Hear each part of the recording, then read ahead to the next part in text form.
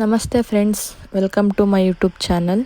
So ಇವತ್ತು ನಾನು healthy way of dry fruits ಲಡ್ಡುನ ಮಾಡೋಣ ಅಂತ ಮಾಡ್ತಾಯಿದ್ದೀನಿ.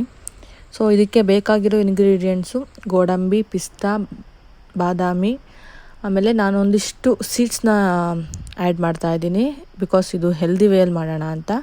ಸೊ ನಾನು ಇದರಲ್ಲಿ ಹಾಕಿರೋದು flax seeds, pumpkin seeds, sunflower seeds, ಆಮೇಲೆ ಮಸ್ಕ್ ಮೆಲನ್ ಸೀಡ್ಸು. ಇಷ್ಟನ್ನು ನಾನು ಚೂಸ್ ಮಾಡ್ಕೊಂಡಿದ್ದೀನಿ ಇವತ್ತಿನ ನನ್ನ ಡ್ರೈ ಫ್ರೂಟ್ ಲಡ್ಡುಗೆ. ಸೊ ಇದನ್ನೆಲ್ಲ ನಿಮಗೆ ಎಷ್ಟು ಕ್ವಾಂಟಿಟಿ ಬೇಕೋ ಅಷ್ಟನ್ನು ನೀವು ಆ್ಯಡ್ ಮಾಡ್ಕೋಬೋದು. ಸೊ ಇದನ್ನೆಲ್ಲ ರೆಡಿ ಮಾಡ್ಕೋಬೇಕು.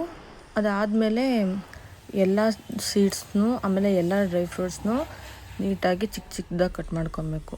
ಯಾಕೆಂದರೆ ನಮಗೆ ಅಂದರೆ ಕೆಲವರು ಇಡೀ ಫುಲ್ ಹಾಕ್ತಾರೆ, ಬಟ್ ನನಗೆ ಫುಲ್ ಹಾಕೋದು ಯಾಕೋ ಇಷ್ಟ ಆಗಲಿಲ್ಲ. ಸೊ ನಾನು ಚಿಕ್ಕ ಚಿಕ್ಕದಾಗಿದ್ದರೆ ತಿನ್ನೋದಕ್ಕೆ ಚೆನ್ನಾಗಿರುತ್ತೆ ಅನ್ನೋ ವಿಷಯಕ್ಕೆ ನಾನು ಎಲ್ಲ ಸೀಡ್ಸ್ನು ಆಮೇಲೆ ಎಲ್ಲ ಡ್ರೈ ಫ್ರೂಟ್ಸ್ನು ಚಿಕ್ಕ ಚಿಕ್ಕದಾಗಿ ಚಾಪ್ ಮಾಡಿಕೊಂಡು ಎಲ್ಲದನ್ನು ಒನ್ ಬೈ ಒನ್ ಎತ್ತಿಟ್ಕೊತಿದ್ದೀನಿ.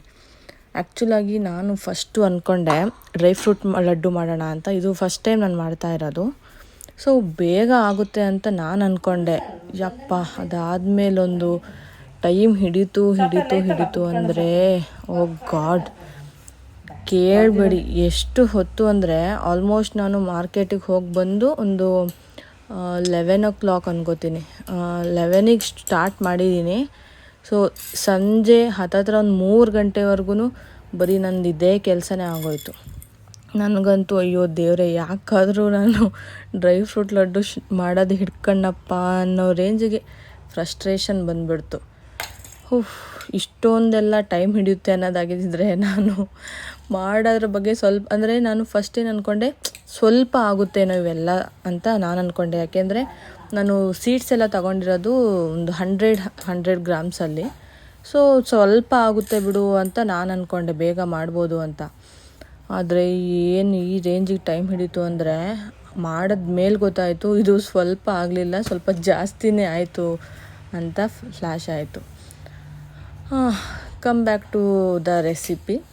ಸೊ ಎಲ್ಲ ಡ್ರೈ ಫ್ರೂಟ್ಸ್ನು ನೀಟಾಗಿ ಚಾಪ್ ಮಾಡಿ ಎಲ್ಲ ಎತ್ತಿಟ್ಕೋಬೇಕು.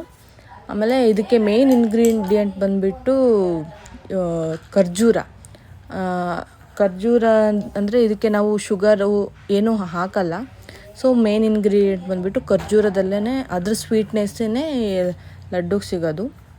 ಸೊ ಖರ್ಜೂರನೂ ರೆಡಿ ಮಾಡ್ಕೊಬೇಕು. ನಾನು ಇದರಲ್ಲಿ ಫಸ್ಟಿಗೆ ಸ್ಟಾರ್ಟಿಂಗಲ್ಲಿ ತೋರಿಸೋದಕ್ಕೆ ಮರೆತೆ. ಸೊ ನೆಕ್ಸ್ಟ್ ಅದನ್ನು ತೋರಿಸ್ತಿದ್ದೀನಿ ಎಷ್ಟು ತೊಗೊಂಡಿದ್ದೀನಿ ಅಂತ.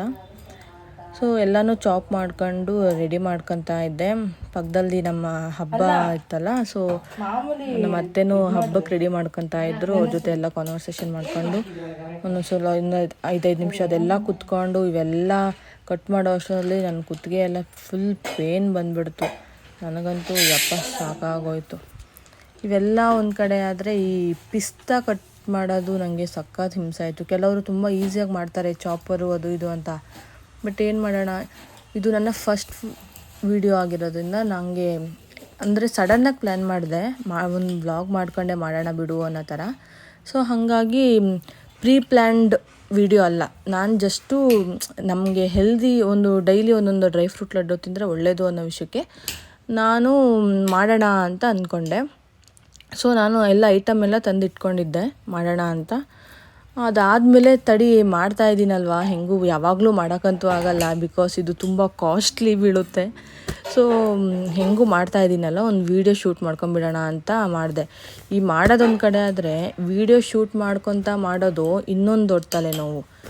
ಸೊ ಏನೇನೋ ಜುಗಾಡ್ ಮಾಡಿ ಅಂದರೆ ನನ್ನ ಹತ್ರ ಟ್ರೈಪಾಡು ಅದು ಇದು ಏನೂ ಇಲ್ಲ. ಬಿಕಾಸ್ ಇದು ನನ್ನ ಫಸ್ಟ್ ವೀಡಿಯೋ ಆಗಿರೋದ್ರಿಂದ ನಾನು ಏನೂ ರೆಡಿ ಮಾಡ್ಕೊಂಡಿಲ್ಲ.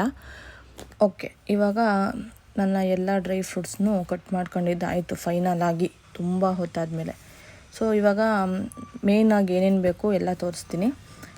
ಖರ್ಜೂರ, ಆಮೇಲೆ ಸ್ವಲ್ಪ ಕಾಯಿ ತುರಿಬೇಕು. ಅದು ಹಸಿ ಆದರೂ ಓಕೆ, ಒಣ ಕೊಬ್ಬರಿ ಆದ್ರೂ ಓಕೆ. ಅದಾದಮೇಲೆ ಒಂದು ಬಾಣಲಿಗೆ ಸ್ವಲ್ಪ ತುಪ್ಪ ಹಾಕ್ಕೊಂಡು ಬಿಸಿ ಆದಮೇಲೆ ನೀಟಾಗಿ ನಾವು ಕಟ್ ಮಾಡ್ಕೊಂಡಿರೋ ಡ್ರೈ ಫ್ರೂಟ್ಸ್ನೆಲ್ಲ ರೋಸ್ಟ್ ಮಾಡಬೇಕು, ಫ್ರೈ ಮಾಡ್ಕೊಬೇಕು.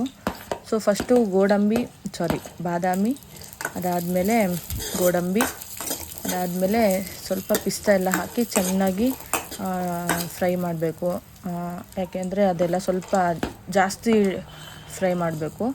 ಅದಾದಮೇಲೆ ನಾರ್ಮಲಾಗಿ ಸೀಡ್ಸ್ನೆಲ್ಲ ಸ್ವಲ್ಪ ಇದು ಮಾಡಿಕೊಂಡ್ರು ಓಕೆ. ಆಮೇಲೆ ಇನ್ನೊಂದೇನು ಅಂದರೆ ಫ್ಲೇಮ್ನ ಸ್ಲಿಮ್ಮರ್ ಇಟ್ಕೋಬೇಕು, ಇಲ್ಲಾಂದರೆ ಫುಲ್ ಸೀದೋಗ್ಬಿಡುತ್ತೆ, ಆಮೇಲೆ ತಿನ್ನೋದಕ್ಕಾಗಲ್ಲ. ಇದು ತುಂಬ ಕೇರ್ಫುಲ್ಲಾಗಿ ಮಾಡಿದ್ದೀನಿ ನಾನಂತೂ. ಯಾಕೆಂದರೆ ಹೆಚ್ಚು ಕಡಿಮೆ ಆಗಿಬಿಟ್ರೆ ತಿನ್ನೋಕ್ಕೂ ಆಗಲ್ಲ, ಆ ಕಡೆ ಬಿಸಾಕೋಕ್ಕೂ ಆಗಲ್ಲ. ಯಾಕೆಂದರೆ ತುಂಬ ಕಾಸ್ಟ್ಲಿ ಲಡ್ಡು ಅಲ್ವ ಇದು. ಸೊ ಹಾಗಾಗಿ ಅವನ್ನೆಲ್ಲ ಫ್ರೈ ಮಾಡಿ ಎತ್ತಿಟ್ಕೊಂಡು ಆಮೇಲೆ ಪಿಸ್ತಾನ ಸಪ್ರೇಟಾಗಿ ಫ್ರೈ ಮಾಡ್ತಾಯಿದ್ದೀನಿ ನಾನು. ಅದಾದಮೇಲೆ ನೆಕ್ಸ್ಟು ಫ್ಲ್ಯಾಕ್ಸ್ ಸೀಡ್ಸು, ಅದಾದಮೇಲೆ ಅದನ್ನು ಸ್ವಲ್ಪ ಫ್ರೈ ಮಾಡಿಕೊಂಡು ತುಪ್ಪದಲ್ಲಿ ಅದರಲ್ಲೇ, ಅಂದರೆ ಸಪ್ರೇಟಾಗೇನು ಇವಾಗ ಫ್ರೈ ಮಾಡೋ ಅವಶ್ಯಕತೆ ಇಲ್ಲ. ಬೇರೆ ಪಂಪ್ಕಿನ್ ಸೀಡ್ಸು, ಆಮೇಲೆ sunflower seeds, Musk melon seeds, ಅದನ್ನೆಲ್ಲ ನೀಟಾಗಿ ಅವೆಲ್ಲನೂ ಒಟ್ಟಿಗೆ ಹಾಕ್ಕೊಂಡು ಫ್ರೈ ಮಾಡಿ 1 by 1 ಫ್ರೈ ಮಾಡ್ಕೋಬೇಕು. ಆಮೇಲೆ ಅದೆಲ್ಲ ಚೆನ್ನಾಗಿ ಫ್ರೈ ಆದಮೇಲೆ ಅದಕ್ಕೆ ನಾವು ನೆಕ್ಸ್ಟು ಕಾಯಿ ತುರಿ ಹಾಕಬೇಕು. ಒಣ ಕೊಬ್ಬರಿ ಇದ್ದರೆ ಚೆನ್ನಾಗೇ ಇರುತ್ತೆ, ಓಕೆ. ಇಲ್ಲ ಅಂದ್ರೂ ನಡೆಯುತ್ತೆ, ಇನ್ನು ಇದೇ ಬೇಕು ಅದೇ ಬೇಕು ಅಂತಲೂ ಇಲ್ಲ. ನಾನಿಲ್ಲಿ ಹಾಕಿರೋದು ಒಣ ಕೊಬ್ಬರಿ ಹಾಕಿದ್ದೀನಿ. ಎಲ್ಲ ಹಾಕಿ ನೀಟಾಗಿ ಫ್ರೈ ಮಾಡ್ಕೋಬೇಕು ಫುಲ್ಲು, ಅಂದರೆ ಸ್ವಲ್ಪ ಕ್ರಿಸ್ಪಿ ಆಗಿರಬೇಕು. ಆಮೇಲೆ ಫ್ಲೇಮ್ ಮಾತ್ರ ಸ್ಲಿಮ್ಮಲ್ಲೇ ಇರೋ ಥರ ನೋಡ್ಕೋಬೇಕು. ಯಾಕೆ ಅಂದರೆ ಸೀದೋಗ್ಬಿಟ್ರೆ ತುಂಬ ಕಷ್ಟ ಆಗಿಬಿಡುತ್ತೆ, ಆಮೇಲೆ ಸುಮ್ಮನೆ ವೇಸ್ಟ್ ಆಗಿಬಿಡುತ್ತೆ, ತಿನ್ನೋಕ್ಕಾಗಲ್ಲ, ಹಿಂಸೆ ಬಿಟ್ಕೊಂಡು ತಿನ್ನಬೇಕಲ್ವ. ಸೊ ಅದಕ್ಕೋಸ್ಕರ ಸೊ ಚೆನ್ನಾಗಿ ರೋಸ್ಟ್ ಮಾಡಬೇಕು. ಚೆನ್ನಾಗಿ ರೋಸ್ಟ್ ಮಾಡಿದ್ಮೇಲೆ ಆಮೇಲೆ ಇದರಲ್ಲಿ ಆ್ಯಕ್ಚುಲಿ ಗಸಗಸೆನೂ ಆ್ಯಡ್ ಮಾಡಬೇಕು. ನಾನು ಮರ್ತೆ, ಸೊ ಅದನ್ನು ನಾನು ಲಾಸ್ಟಲ್ಲಿ ಆ್ಯಡ್ ಮಾಡ್ಕೊಂಡಿದ್ದೀನಿ. ನೀವು ಇದ್ರ ಜೊತೆನೇ ಫ್ರೈ ಮಾಡಿಕೊಂಡು ಮಿಕ್ಸ್ ಮಾಡ್ಕೊಬೋದು. ನಾನು ಲಾಸ್ಟಲ್ಲಿ ಆ್ಯಡ್ ಮಾಡ್ಕೊಂಡಿದ್ದೀನಿ, ನಾನು ಅದನ್ನು ಮರ್ತುಬಿಟ್ಟಿದ್ದೀನಿ. ಸೊ ಎಲ್ಲ ನೀಟಾಗಿ ಫ್ರೈ ಆದಮೇಲೆ ಅದಕ್ಕೇ ಡ್ರೈ ಫ್ರೂಟು ಹಾಕಿದ್ವಲ್ಲ ಅದನ್ನು ಹಾಕಿ ಚೆನ್ನಾಗಿ ಮಿಕ್ಸ್ ಕೊಡಬೇಕು. ಯಾಕೆಂದರೆ ಎಲ್ಲನೂ ಮಿಕ್ಸ್ ಆಗಬೇಕು, ಇಲ್ಲಾಂದರೆ ಸ್ವಲ್ಪ ಹಂಗಂಗೆ ಇರುತ್ತೆ. ಸೊ ಎಲ್ಲ ನೀಟಾಗಿ ಮಿಕ್ಸ್ ಆದಮೇಲೆ ಅದನ್ನು ಎತ್ತಿಟ್ಕೊಬೇಕು. ಎಲ್ಲ ನೀಟಾಗಿ ಎತ್ತಿಟ್ಕೊಂಡು ನೆಕ್ಸ್ಟ್ ಒಂದು ಸ್ವಲ್ಪ ತುಪ್ಪ ಹಾಕಿ ಅದಕ್ಕೆ ಖರ್ಜೂರನ ಆ್ಯಡ್ ಮಾಡಿ ಖರ್ಜೂರನ ಚೆನ್ನಾಗಿ ಫ್ರೈ ಮಾಡಬೇಕು.